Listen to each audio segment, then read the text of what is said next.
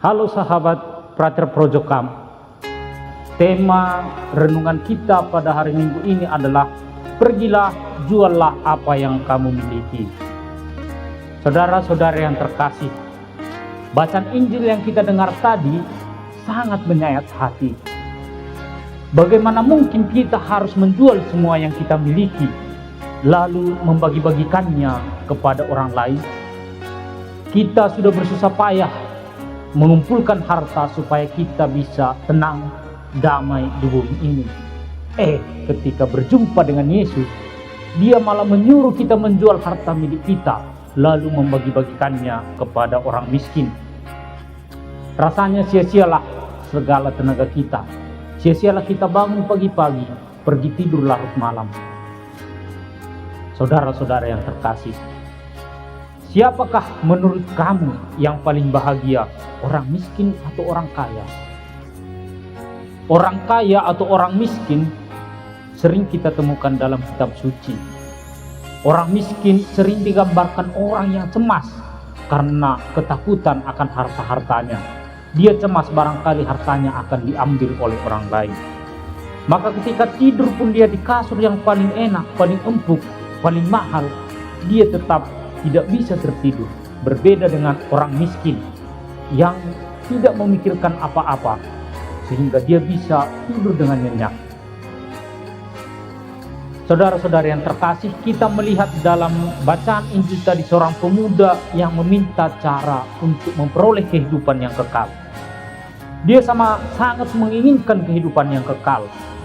Dia yakin bahwa dia akan memperoleh kehidupan yang kekal karena dia telah menaati 10 perintah Allah. Ia telah melaksanakannya dengan baik.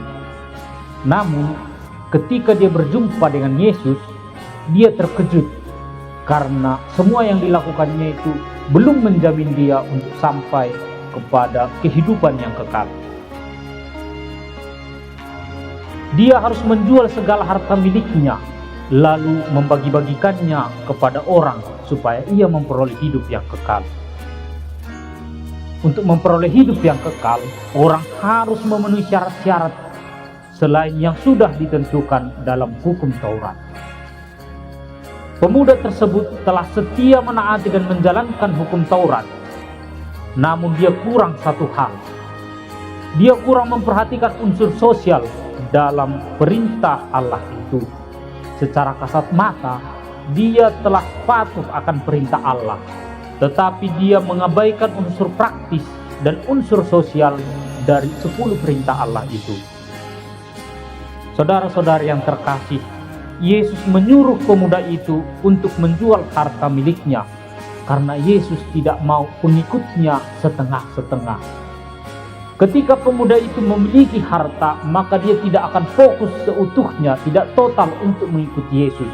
Maka Yesus menekankan supaya ia menjual hartanya untuk fokus menerima, mengikuti jalan kehidupan, jalan kebenaran, kehidupan yang kekal yang diinginkannya.